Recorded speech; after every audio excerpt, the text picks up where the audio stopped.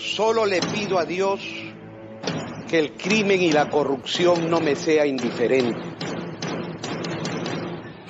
Disolver temporalmente el Congreso de la República. Demuéstrenlo pues, imbéciles, imbéciles. Demuéstrenlo. Tengo miedo. Que Dios nos ayude.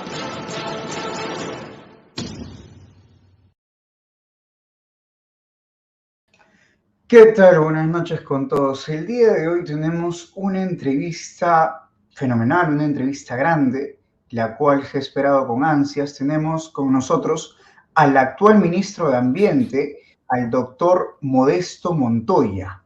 Sé que varias personas tienen muchas preguntas que hacerle. Son preguntas que de alguna u otra forma la mayoría de las personas incluso no tiene conocimiento respecto a qué es el Ministerio de Ambiente, qué hace un ministro al día de hoy en estos tiempos.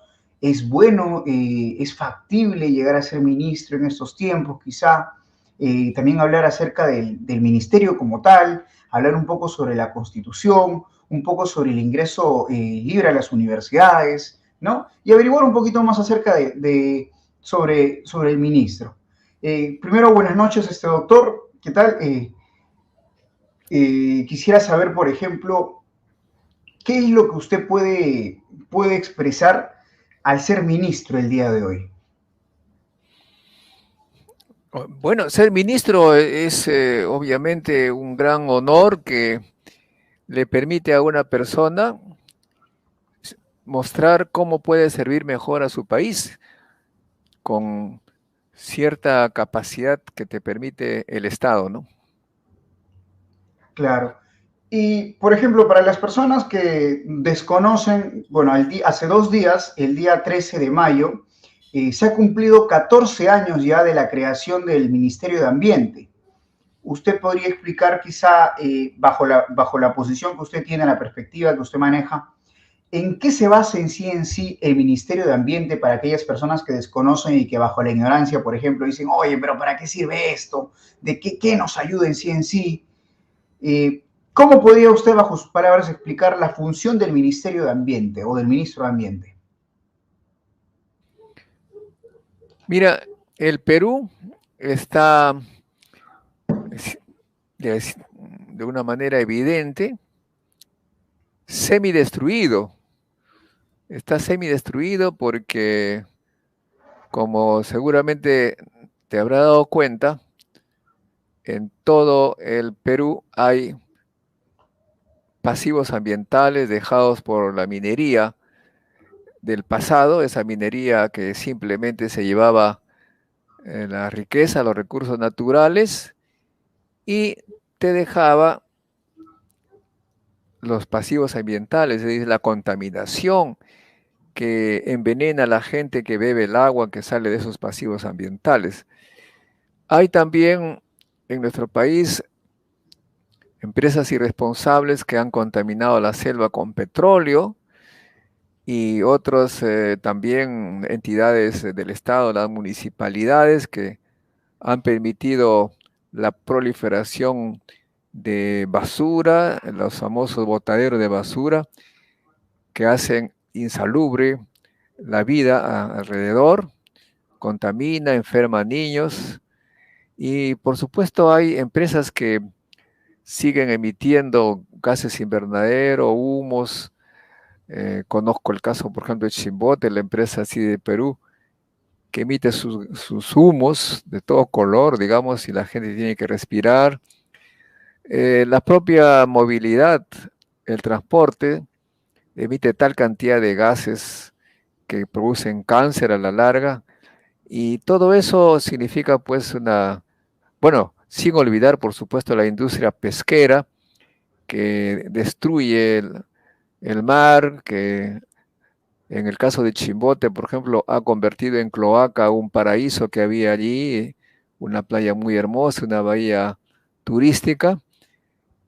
Todo eso es pues el ambiente, y el Ministerio del Ambiente lo que trata de hacer es evitar que continúe esa tarea, esa labor depredadora que tienen ciertas empresas. y en la medida hacer posible que se remedie, que trate poco a poco de restablecerse las condiciones anteriores, lo que es muy difícil porque con los recursos que tiene el Estado, difícilmente puedes limpiar el daño que han dejado lo que te estoy describiendo como empresas irresponsables, ¿no? Claro, más que nada es el tema de prevenir y justo usted lo ha mencionado ahora, el tema, por ejemplo, yendo directamente al punto, Repsol, con toda la contaminación que hubo hace poco. Ahora usted también mencionó parte de Siderperú.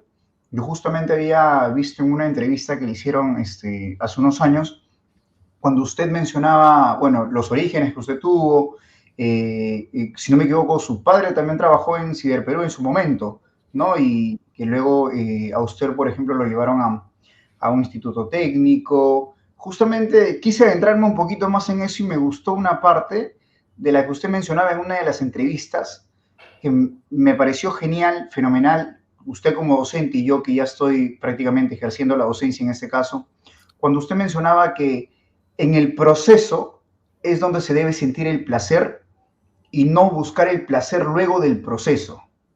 No, no sé si me estoy equivocando en esta parte. No, se trata, es más o menos como el fútbol, ¿no? Yo hago ese paralelo. Eh, Mi abuelo me preguntaba, ¿en qué momento sientes placer jugando fútbol? Y entonces yo le decía, pues obviamente cuando uno juega, tiene placer, la adrenalina, la competencia, eso le da a uno un placer enorme. Y si es que nosotros hacemos un gol, bueno, nos alegramos, pero no es placer, eso es una alegría, ¿no? Pero el placer es en el momento de jugar. Y lo que la gente no sabe tal vez es que el aprender puede dar placer a los niños. Los niños pueden tener placer aprendiendo, curioseando, satisfaciendo su curiosidad, buscando, ¿no? Y en mi caso concreto, que conozco más obviamente porque es el mío, me acuerdo que cuando hacía educación técnica, eh, tenía la tarea de hacer un transformador desde cero, todos los materiales allí, tú tenías que cortar alambres, latones, hacer cosas y aislar, colocar en un horno. Yo sentía como si estuviese, digamos, haciendo una gran obra, ¿no? Ponerme en gran horno para secar el barniz que se colocaba por aislante. En todo momento que yo iba avanzando, eh, sentía placer. Y al final, con el transformador en las manos, es una alegría, pero incomparable con el placer que uno ha vivido en el proceso de construir ese famoso transformador. Igual varias de las tareas que he tenido como técnico, como estudiante, me acuerdo que mi profesor me dio como tarea hacer una gran maqueta de una casa sin techo, claro, la sala, el dormitorio, la cocina, etcétera, y en el salón del taller. Y me dijo, ya una vez que haces esa maqueta de cartón o lo que fuera, vas a tú hacer todas las instalaciones eléctricas, el foco de la sala, la entrada, el timbre, y eso realmente era pues motivo de placer el momento de construir. Ya cuando se terminó todo, pues obviamente siente una alegría, pero el placer es en ese proceso. Igual, hay que enseñar a los niños el placer por aprender. El proceso de aprender es lo que vale. Eso me decía mi abuelo, pero curiosamente, Alexander, imagínate que leí un libro eh, hace unos 10 años, escrito por Kissinger, un gran político norteamericano, que se refería a China. Te lo recomiendo leer, ¿no? Mucho después de lo que te estoy contando, ¿no? De lo que yo dije, que está grabado allá por el 2006, por allí.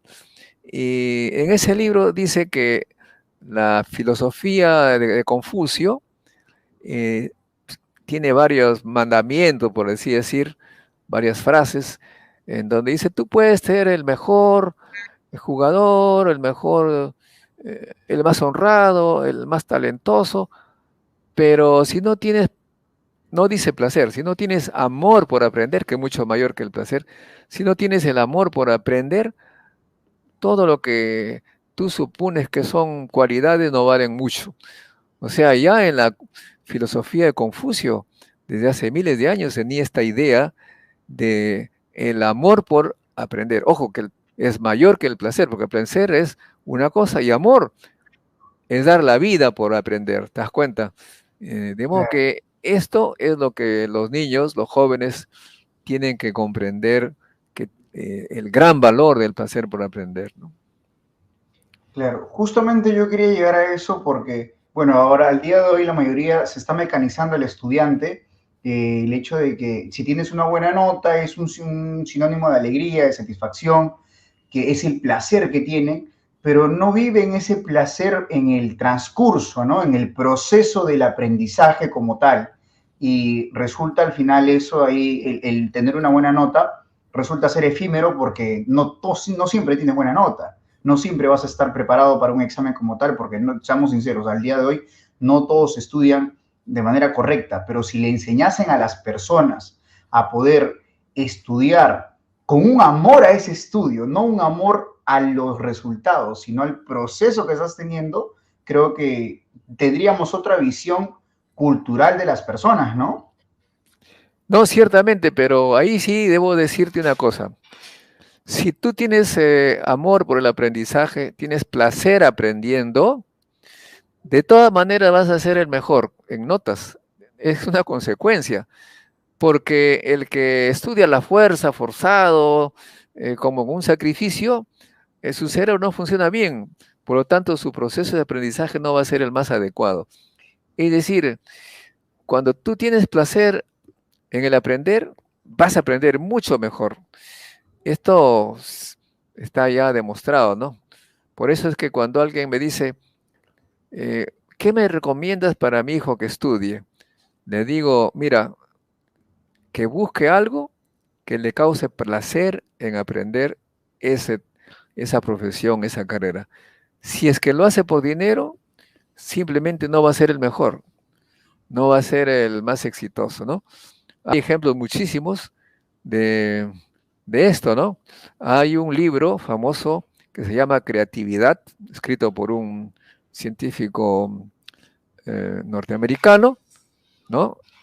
En este libro lo que hace es simplemente entrevistar a los hombres más exitosos. Y lo común que hay entre todos ellos es que tenían placer en lo que hacían desde pequeños, desde niños. O sea que cuando tú tienes gusto por hacer algo, de todas maneras vas a tener éxito. No hay forma de equivocarse allí. Claro. Ahora, justamente, bueno, tocando ya la parte de la educación, ya entrando ya al punto político en el cual nos encontramos respecto a las medidas, por ejemplo, que quiere tomar el gobierno. Yo había escuchado que usted también aprobaba el tema del ingreso libre a las universidades. Y recuerdo que en la entrevista que le habían hecho a usted, por ejemplo, usted mencionaba que su padre lo había colocado en un instituto técnico, si no me equivoco, a los 15 años. Luego fue becado para seguir estudiando, si no me equivoco, en un técnico medio. Creo que usted relacionaba entre el técnico y el ingeniero. Había un técnico medio. Sí, es lo que se llama, ahora se llama los ISTs, ¿no? Me enviaron becado con internado, comida, todo, al Politécnico Superior José Pardo de Lima. No había TecSub, no había Senati, era ese lo máximo y tenían instrumentos de primerísima calidad. Y allí justamente yo hacía las cosas por placer, pero me entró la curiosidad de saber por qué funcionaban las cosas, por qué un transformador que yo me había hecho funcionaba como tal. Y mis profesores me decían, esas son preguntas de físicos, son preguntas de físicos. O sea que en el fondo yo pregunté entonces, ¿cómo uno puede ser físico? Me dijeron, acaban de crear una carrera en la UNI que es Ciencias Físicas y Matemáticas. Bueno, dije, me voy allá. Y curiosamente mis colegas, que al salir le pagaban buena plata, porque técnicos de mando medio en esa época las empresas lo buscaban para manejar las máquinas modernas, le pagaban buena plata. Me preguntaron, ¿y de qué vas a vivir? O sea que ellos pensaban que como físico me iba a morir de hambre, ¿no? Y yo me acuerdo, mira, tú me haces una pregunta interesante, me acuerdo así como si fuese en este momento, que la respuesta fue espontánea, dije, espero que no me dejen morir de hambre, pero haré lo que me gusta. ¿Te das cuenta? O sea, para mí iba a hacer lo que me gustaba, aun si no me pagaban bien o lo que fuera, eso era lo que me gustaba. Y ese solo hecho de hacer lo que me gustaba, con el tiempo me ha dado grandes, entre comillas, satisfacciones monetarias, de prestigio, porque al hacer las cosas que me gustaban, mis superiores y mis profesores empezaban a darme premios. Yo era un estudiante que ganaba más que los profesores, me daban beca para estudiar en la uni, me mandaron a Francia, en Francia igual, como tenía gusto por hacer las cosas, me dieron sueldo para hacer mis tesis, me subían el sueldo, prácticamente por el solo hecho que yo hacía las cosas con placer, los superiores sin que yo se los pidiera, dicho de paso, jamás he pedido una beca ni nada por el estilo, ellos me lo ofrecían, me daban, como si que yo no tendría que hacer otra cosa que realizar lo que a mí me satisfacía y me daba placer. De modo que yo aconsejo a todos los jóvenes escoger algo que les guste y cuando eso lo hagan van a tener éxito en su vida. Perfecto. Justamente tocando el tema del Instituto Técnico y todo eso ahí, la posición que usted tiene respecto al ingreso libre a las universidades, veo que es más que nada por la experiencia que ha tenido en su momento, el hecho de las imposibilidades, se podría decir las diferencias que existen entre las personas que no han podido ingresar a las universidades. ¿Cómo es que usted puede argumentar esta posición del ingreso libre a las universidades? Muy fácil, muy fácil. Los que han ingresado a la uni, el 99.9% lo ha hecho porque ha pasado por una academia y ha tenido que pagar una academia. Y si es provinciano, en mi época, su padre tuvo que enviarlo a Lima, pagarle una pensión en una, no sé, pues, o sea, prácticamente era el sueldo de un obrero para estudiar y entrar a la uni, salvo que seas limeño y tengas pues su casa, ¿no? Y si yo no hubiera sido becado al Politécnico José Pardo, obviamente no hubiera estado en la uni. ¿Eso qué significa? Que al no haber un ingreso libre y tienes que contar con academia, simplemente está cerrando la puerta de la universidad al 90%, tal vez, u 80% de los jóvenes peruanos que tienen capacidad, porque la capacidad no te la da la academia, la capacidad la tiene, la aptitud de estudiar, el gusto por estudiar la tienes, pero para ingresar tienes que pasar por la academia. Ahora, si tú ingresaras libremente, el primer año, si no te gusta el estudio, si no tienes placer por el estudio y has entrado porque sí, simplemente te jalan y sales de la universidad. Y se quedarán solamente aquellos capaces que tienen aptitud y que les gusta el estudio. De modo que, en cierta manera, el ingreso libre a la universidad reemplaza a las academias que se hacen con dinero y que solamente son capaces de pagar a aquellos que tienen plata. Y el hecho de que tú elimines al 80% de la población con talento es realmente fatal para el Perú, porque estás trabajando con el 80% fuera. Es como si que en realidad en lugar de tener 11 jugadores estaría jugando con 2. De modo que es necesario ese ingreso libre, pero no significa, ojo, que todos van a salir con su título. No, no, no. Van a salir con su título aquellos que aprueben el primero, segundo año. De allí solamente serán los capaces. Y hay gente que no le gusta estudiar, que no tiene, que quiere hacer otra cosa. Ellos no van a ir, no van a postular, no van a ingresar porque no le va a gustar. solamente irán aquellos que les gusta estudiar. Permanecer en la uni. Mira, en mi caso, estimado Alexander, te digo con toda confianza que el primer año para mí en la uni fue realmente una tortura, porque yo no, del colegio y del politécnico, no estaba preparado para recibir una enseñanza tan abstracta, tan compleja de la Facultad de Ciencias. Y como yo, todos mis compañeros, sin embargo, por el gusto y el placer de estudiar, poquito a poquito fui sintonizando con el ritmo y la lógica de la uni. Y eso obviamente significa que las academias o lo que fuera no te preparan, tienes que tener una capacidad. Por eso es que no todos los que ingresan a la uni egresan como profesionales. Se desperdician plazas de aquellos que sí hubieran sido capaces. Esa es la gran dificultad. Yo no estoy pensando en la justicia social, digamos, también lo pienso, ¿no? Pero eso no es lo fundamental de que los pobres, los provincianos, no, algunos se equivocan, que piensan que yo tengo esa idea. Lo que yo digo es que el país debe trabajar con los mejores, y para trabajar con los mejores tiene que haber una selección en todo el Perú, independientemente que se tenga plata o no. Así como la selección de fútbol, ¿acaso la selección de fútbol se hace con lo que tienen plata? No, la selección de fútbol se hace a nivel nacional y se tiene los mejores, no son del mismo barrio como ocurre con las universidades, algunas que, ¿no? Esa es mi visión. Si quiere lo mejor para el Perú, hay que tener la selección de talentos, y los talentos no te lo da la academia. Acabo de colgar en mi página, para aquellos que leen en mi página modestomontoya.com, la declaración de un profesor de la Universidad de California, que es un peruano, que en el 5º año de secundaria le decían que tiene que ser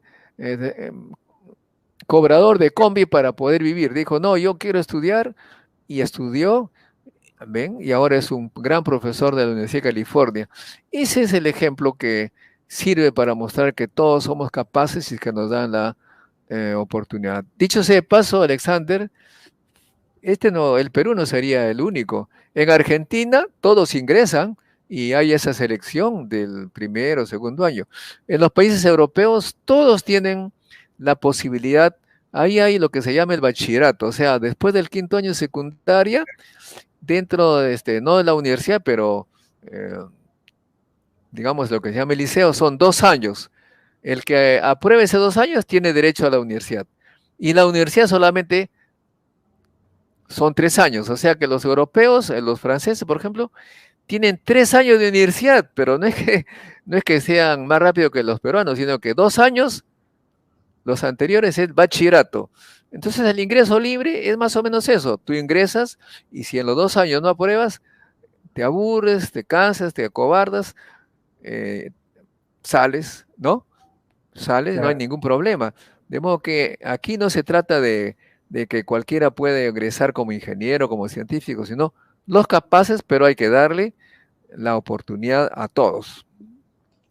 Claro, justamente yo me quedo con lo que mencionó hace un momento respecto a, acá no estamos con un tema de la justicia, no estamos con un tema de que si eres provinciano, si eres pobre, si eres rico, quitémonos quizá, bueno, yo tengo ese pensamiento, ¿no? Quitémonos ese chip de la cabeza de quizá de minimizarte o de sentirte menos porque eres de provincia, porque no, acá el tema está, si tú tienes las condiciones necesarias como para poder entrar a la universidad y rendir un año completo como usted lo dice, pues bien. Porque hay personas que simplemente dicen, bueno, pues ya minimizando algunas carreras, ¿no? Bueno, ya ingresa a tal esto, ya si no te gusta, te cambias de carrera, pues, ¿no? O ya, la mayoría, por ejemplo, ingresa incluso a Derecho y termina jalando introducción al Derecho. Ingresa, no sé, pues a ingeniería de sistemas y termina jalando la introducción a la ingeniería. Entonces, son varios estudiantes que la verdad, no todos son los que se sienten capaces de estar en la universidad. Y eso no les quita un mérito, porque de repente pueden ser capaces para otras cosas, pues no.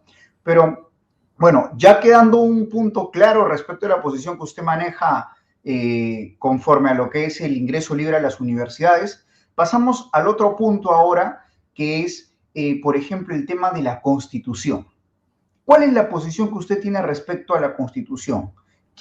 ¿Apoya una asamblea constituyente, una reforma total, parcial? ¿Cuál es la posición que tiene el doctor Montoya? Mira, de lo que se trata es, podríamos incluso hablar de reformas, y el Congreso habla mucho de reformas, ¿no? No hagamos nueva constitución, hagamos reformas. A ver, yo te pregunto, ¿qué reforma ha hecho el Congreso de la Constitución? Ninguna. O sea, no tiene voluntad de hacer ninguna reforma. ¿Y por qué no tiene voluntad? No lo sé. Francamente no lo sé. Pero la Constitución que se dio en el 93 fue una Constitución fatal para el Perú. En primer lugar, justamente consolidó la idea de que la educación puede ser un negocio, ¿no? Y básicamente lo que dijo: yo, Estado, me deshago de mi responsabilidad total de la educación y permito que los privados hagan sus universidades de negocio. Entonces la universidad se convirtió en negocio, una empresa, ¿no? Y después se dieron cuenta de que eso daba como resultado universidades que le llaman Bamba, ¿no? O de chifas, y dijeron: no, pues, pero aquí hay un problema. Nosotros hicimos esta constitución para que las universidades sean las universidades de los ricos, esas universidades que cobran $2,000 al mes. Pero ¿cómo es posible que haya tanto pobre que ha hecho su universidad y ahora son millonarios? Ni hablar, vamos a hacer una SUNEDU para controlar el nivel de las universidades. O sea que es algo así que tú abres en la cancha para que todo sea negocio y tú quieres luego controlar cuando ya es demasiado tarde. En realidad, esa constitución fue fatal porque abrió la posibilidad que la educación sea un negocio. Y las consecuencias las vemos ahora. ¿Qué hay que cambiar allí? Que la educación sea un deber del Estado y que el Estado dé una apertura completa a todos los estudiantes, a todos los estudiantes que les guste estudiar, a seguir sus estudios gratuitos, independientemente de que sean ricos o pobres, que sea gratuito. Mira, en Francia, donde yo he estudiado mi doctorado, ricos y pobres compiten y si son los mejores, tienen beca completa para estudiar en los centros superiores de élite, ¿no? En las mismas habitaciones, en las mismas residencias, la misma comida, independientemente que sean ricos y pobres.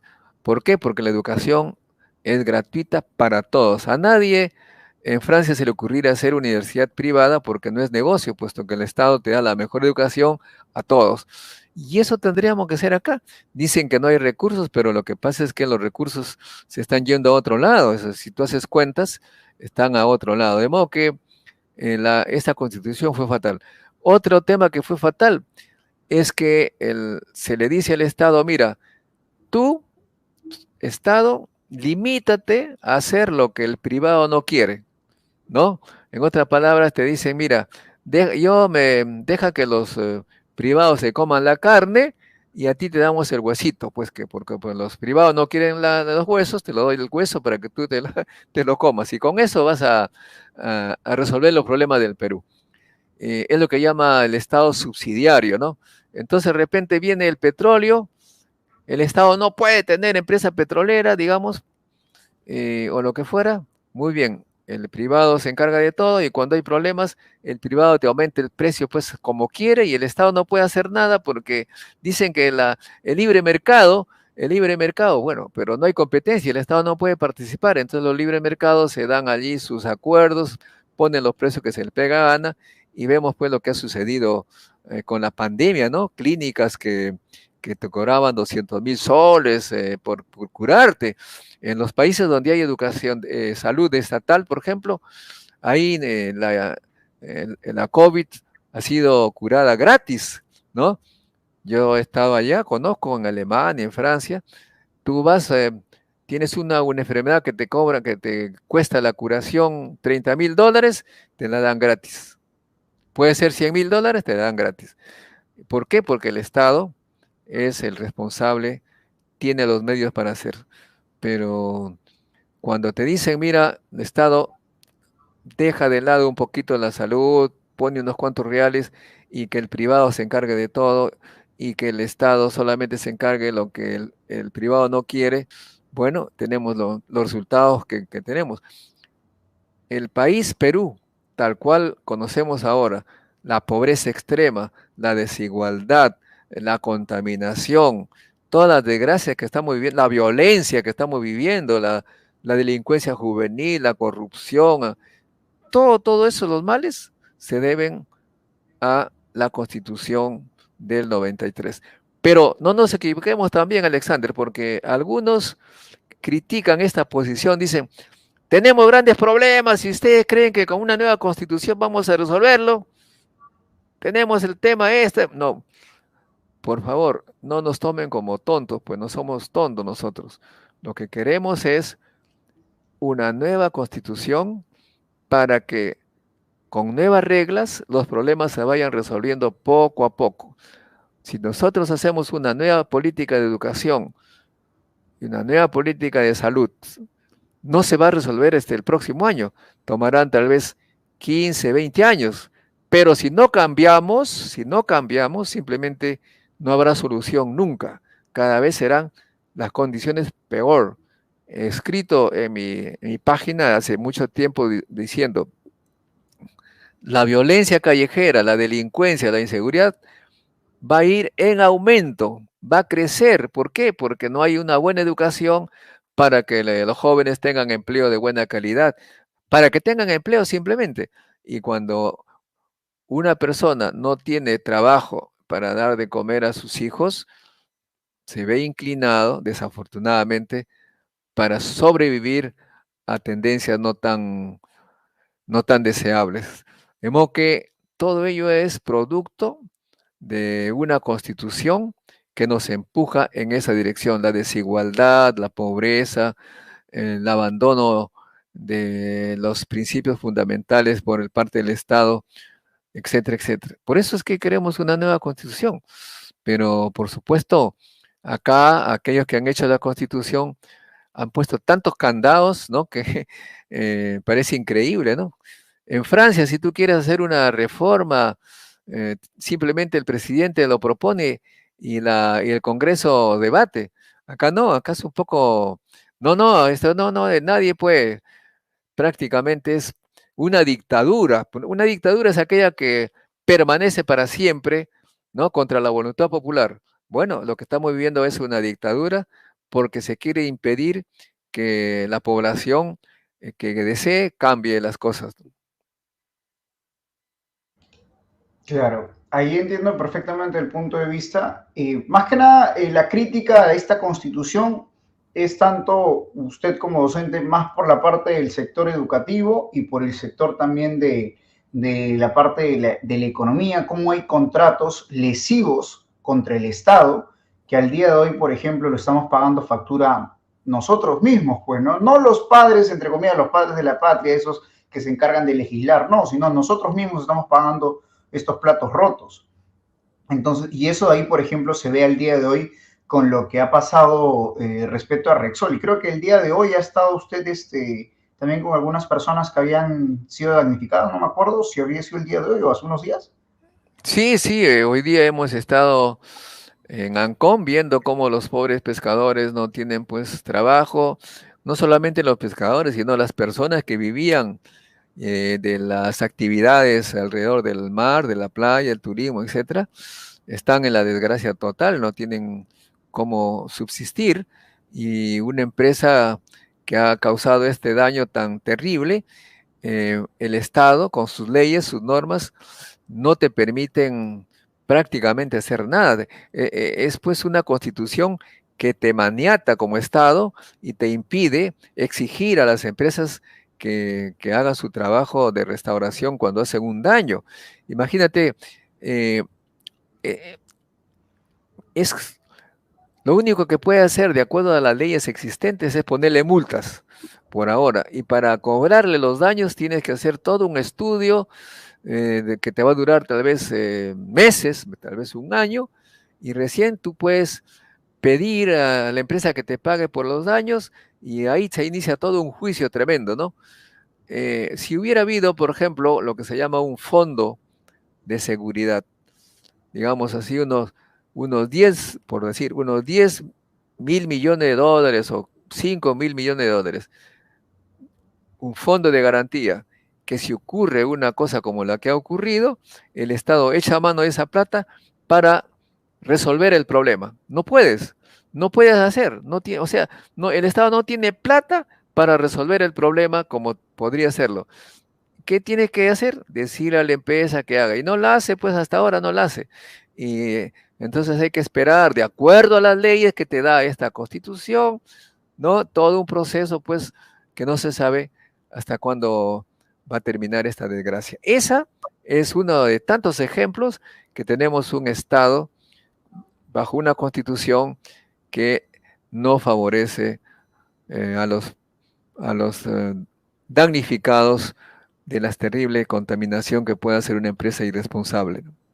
Y también en minería, la minería del pasado te ha dejado unos, como te dije hace un momento, lugares que envenenan el agua.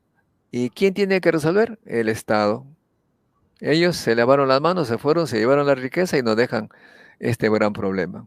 Por eso es necesario cambiar la Constitución.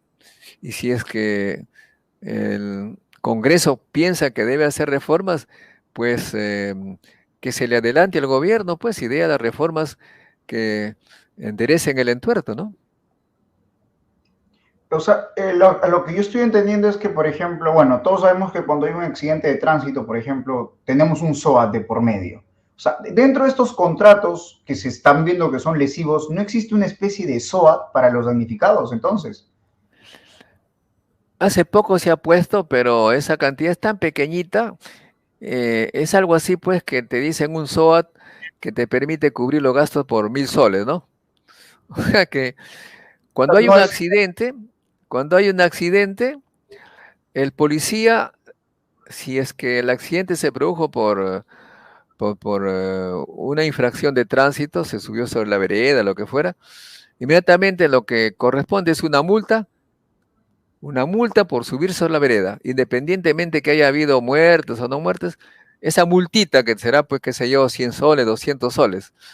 Muy bien, pero para cobrarle los daños, pues hay que esperar, pues, a que el hospital, la clínica, pues haga la factura, ¿no es cierto? Pero con el SOAT, obviamente, se toman inmediatamente de eso para que la clínica trate al herido, pero si el SOAT solamente te cubre 1.000 soles, no te va a alcanzar, pues, para resolver el problema del herido. Puede que te cobren 100.000 soles por una consecuencia grave. Así también, te das cuenta, hay pues algunos contratos que la empresa al final, antes de resolver el problema de la contaminación, se lava las manos y se dice, bueno, ahí tienen el fondito que te dejo, la propina que te dejo, con eso arréglate. Eso pues no puede ser. Tiene que haber unas normas constitucionales que te permitan exigir a la empresa realmente pagar los daños que causa. Doctor, y ahora, por ejemplo, poniéndonos en el contexto, en el actual ahorita, hemos visto que se ha elegido un nuevo tribunal constitucional. El Estado, por ejemplo, está poniendo una denuncia contra la empresa Repsol por el tema de los daños. Repsol dice que es anticonstitucional, perdón, o inconstitucional, perdón. Entonces, con este nuevo Tribunal Constitucional, prácticamente estaríamos, o sea, la denuncia que se le está poniendo a Repsol estaría, es como que va a pasar por algo, bandera, claro. ¿Cuál sería la posición en todo caso del Ministerio de Ambiente? Es lo que tú dices, ¿no? De acuerdo a las normas y con un tribunal constitucional como el que se está mencionando, simplemente va a caer el Estado se va a perder, ¿no? Va a perder esa causa. porque, nuevamente, repito, las normas actuales no permiten hacer eso. Para que tú pidas algo a la empresa, tienes que evaluar los daños, ¿no? Es como si volvamos al tema del accidente. Hay un accidentado, un pariente nuestro, un familiar, y tú le dices al culpable, al responsable, le dice, mira, tú tienes que darme 100.000 soles porque has herido gravemente a mi pariente. Claro. Entonces, el otro dice, pero ¿y por qué 100.000 soles? ¿De dónde sacas tú ese cálculo? No hay forma que sea así. Tiene que primero ir a la clínica hacer una factura, los costos, y después con eso recién tú puedes pedirle al culpable, al responsable, que te reembolse, ¿no? De modo que es una buena intención, ¿no? A mí me gustaría que funcione ese pedido, ¿no? Que está pidiendo una cantidad importante, pero de acuerdo a las normas es muy difícil que eso sea factible, ¿no? Claro, entiendo. Ahora sí, como ya para ir finalizando, justamente yo consulté con un profesor mío de investigación, en el cual me dio una pregunta, me dijo, bueno, ya que vas a tener al doctor ahí, pregúntale lo siguiente. Le voy a leer la pregunta, primero el contexto, es así. Uno de los aspectos olvidados es lo referente al conocimiento popular en varias líneas, ya sea salud, alimentación, construcción, hidráulicas, de irrigación, etcétera, las cuales desde el predominio de la ciencia moderna han sido discriminadas sin ser estudiadas y mucho menos comprendidas. En un paradigma de posmodernidad, donde no existe culturas superiores ni inferiores, únicamente diferentes, ¿tiene alguna propuesta de política de investigación que propicie estudios para recuperar muchos de estos saberes ancestrales que pueden ser pertinentes en la actualidad? Mira, en realidad ahí hay un falso dilema, un falso problema, ¿no? La ciencia lo que requiere, en primer lugar, describir un fenómeno de forma coherente y que se compruebe que la teoría, la explicación que tú das, se compruebe es real. Y eso es experimental. O sea, tú puedes decir, mira, si hago tal o cual combinación de tal o cual planta, cura tal enfermedad, ¿no es cierto? Un conocimiento ancestral. Tienes que demostrar, pues, estadísticamente, aplicas ese proceso a un número importante de personas y estadísticamente tú puedes ver que sí funciona. Puede ser ancestral, no ancestral, moderno, del pasado, de hace 1000 años, pero tiene que demostrar que funciona de manera estadística. Es lo que se hace con las vacunas. Las vacunas, tú sabes muy bien, se prueba con miles de personas y se ve qué porcentaje de los que reciben la vacuna se curan. No siempre es el 100%, ¿no? Igual, conozco a profesores de la Universidad Cayetano Heredia, por ejemplo, que investigan las propiedades de la maca, la que es un conocimiento ancestral. La maca se le da pues hace mucho tiempo. Primero se le aplica sobre ratones para ver cómo funciona la próstata de las ratas, después poco a poco se prueba con miles de hombres y se ve la estadística, cuántos salen bien, etc. Eso es un conocimiento ancestral que es científico. Lo que no es científico es aquello que no se ha probado en forma estadística. Acuérdense que no hay ningún problema, pues nuestros antepasados tienen tanta ciencia. Dicho sea de paso, la ciencia experimental empezó en el Perú, no en Europa. Acá en Perú empezó. Nosotros fuimos los que inventamos la experimentación. Acuérdate que cuando llegaron los españoles y alguien se enfermaba de los españoles, ¿qué hacía el español? ¿Sabes eso? Supongo que tenía que buscar la ayuda de nosotros, pues, ¿no? Bueno, en este caso, los incas. Bueno, como ellos eran tan fanáticos con sus creencias, llamaban al cura, ¿no? Entonces los enfermos siempre había un cura al lado, ¿no? En cambio los peruanos, los antiguos peruanos, los incas y preincas, ¿qué hacían cuando se enfermaba alguien? Lo que hasta ahora hacen algunos campesinos. Iban a traer la hierba del campo que correspondía a la enfermedad. Es lo que se llama la farmacia, la farmacopea natural. Y es por eso que acá se curó la malaria con una serie de sustancias que los peruanos extraían de las plantas, de modo que nosotros fuimos los inventores de la medicina moderna. En la época en que los europeos quemaban a las personas que experimentaban con el cuerpo humano, ¿no? Porque pensaban que no podía tocarse el cuerpo, los quemaban, ¿no? En el Perú lo que se hacía trepanaciones de cráneo, es decir, acá la cirugía aquí era lo normal, allá era pecado, entre comillas, un pecado, ¿no? De modo que cuando tú me hablas de medicina tradicional, conocimiento popular, es conocimiento científico de los peruanos, pero que obviamente tiene que hacerse el procedimiento de la ciencia empírica, de la prueba, ¿no? De la prueba estadística para que se demuestre y que nadie tenga duda. Perfecto. Ahora, como última pregunta, ¿se han establecido estrategias integradoras que vinculen el Minedu, el MIDES y el MINAN en materia de cuidado ambiental bajo criterios de investigación científica involucrando a la ciudadanía? Lo que estamos haciendo, en diferencia un poco con lo antiguo, es precisamente aplicar la ciencia y tecnología, ¿no? Porque lo que hemos encontrado es que hay muchos abogados en el MINAM, muchísimos abogados. La mayoría es abogado, mientras que en las oficinas similares en Estados Unidos la mayoría es científico. Los problemas del ambiente se resuelven con ciencia y tecnología, no se resuelven con papeles, consultorías. Y es por eso que estamos nosotros, ayer estuvimos en la UNI, conversando con los ingenieros que tienen propuestas y experimentos sobre cómo remediar los pasivos ambientales, cómo resolver problemas ambientales con ciencia y tecnología. La contaminación ha sido producida por empresas que aplican mal la ciencia y tecnología, pero aplicando bien la ciencia y tecnología vamos a iniciar el proceso de solución de estos contaminantes, de esta situación grave que hemos heredado.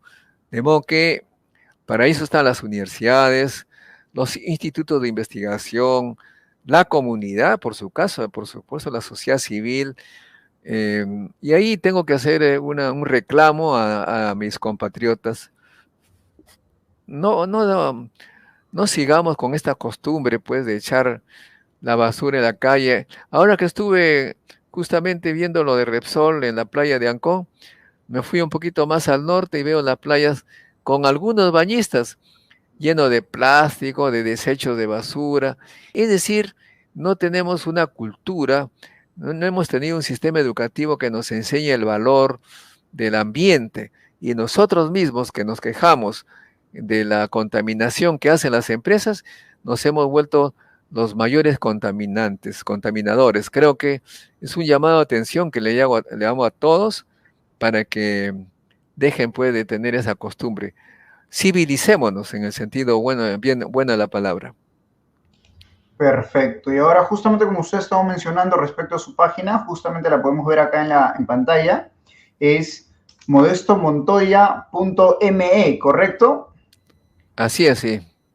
Y bueno, acá está para que ustedes puedan buscar, pueden encontrar redacción de tesis y artículos, las transmisiones que también el doctor hace, los libros libres que pueden descargar, acá están, Física Nuclear, Tecnología Nuclear en el Perú, Los secretos de Warangal, la política científica del Perú durante los años 80, cómo lo hicieron los jóvenes. Lo que yo siempre he dicho, y la mayoría de las personas que incluso, por ejemplo, incluso tienen para dirigir directamente al canal de YouTube del doctor, lo que yo siempre digo es, las personas siempre se quejan que, por ejemplo, no, miren cómo nos ponen estos programas en tal canal, pero tienen, por ejemplo, las páginas ahí, tienen el canal del doctor Modesto Montoya, para lo cual pueden ver tranquilamente las transmisiones, los temas de investigación, pero no lo usan. O sea, es como decir, pides, pero al final cuando te lo dan, no le das el uso necesario, el uso debido, y al día de hoy, por ejemplo, eso de ahí pierde la sintonía y la gente dice, bueno, ya para qué lo vas a ver, cosas así, ¿no? Por ejemplo, no sé si usted compartirá la opinión que tengo respecto a lo que se decía anteriormente. La mayoría criticaba a que no habían programas culturales. Teníamos a Marco Aurelio de Negri, cuando recién fallece, recién las personas empiezan a prácticamente a valorar el trabajo que hacía Marco Aurelio, pues, ¿no? Entonces, es el momento, es ahora donde las personas deberían empezar a visualizar este tipo de trabajos, a darse un tiempo para ver estas páginas, por ejemplo, que es Promoviendo la Ciencia y la Tecnología desde 1984, creada por el doctor Modesto Montoya, que siempre se ha pedido, por ejemplo, a una persona, a un ministro, a un congresista o a un padre de la patria que sea, que tenga todas las credenciales necesarias, que sea en el rubro específico, y cuando ahora lo tenemos prácticamente no, como decir, bueno, ya lo tienen ahí, ya listo. No, tampoco se trata de eso. También la idea es de empaparnos más sobre lo que tenemos, lo que se nos está ofreciendo y sobre quién es la persona que tenemos al frente, pues, ¿no? Y en este caso, al doctor Modesto Montoya, que nuevamente le quiero reiterar las gracias por haber aceptado estar acá en el programa el día de hoy. Yo sé que ya nos hemos extendido del tiempo, pero de todas maneras, nuevamente, muchas gracias y espero poder verlo en otra oportunidad. Quisiera dejarlo a usted para que pueda dar las palabras ya para finalizar. Mira, yo tengo 3 hijos y mis hijos ya ahora son mayores, pues, ¿no? No tienen televisión en casa y han seguido un poco mis costumbres. Nosotros siempre nos hacemos la pregunta, ¿no? En la próxima hora voy a hacer algo. O veo programas que no me van a enseñar nada, o veo algo que me den herramienta para mi futuro. Y bueno, nosotros nos metíamos ya con la internet a programas de primer nivel mundial, conferencias de científicos, discursos que incentivan la ciencia, la tecnología, el estudio, y por eso es que ahora ellos son súper exitosos. De modo que la gente tiene que escoger eso para sus hijos. Si se dejan llevar por los chismes, la farándula, las peleas, lo que están haciendo simplemente es destruir el futuro de sus hijos. Los padres de familia tienen que acostumbrarse, haciendo un esfuerzo, aunque no les guste porque tienen una cultura ya formada, tienen que hacer un esfuerzo de ver programas culturales ellos, para que los niños aprendan a hacer eso, y de esa manera sus hijos van a tener posibilidades de salir a un estatus superior.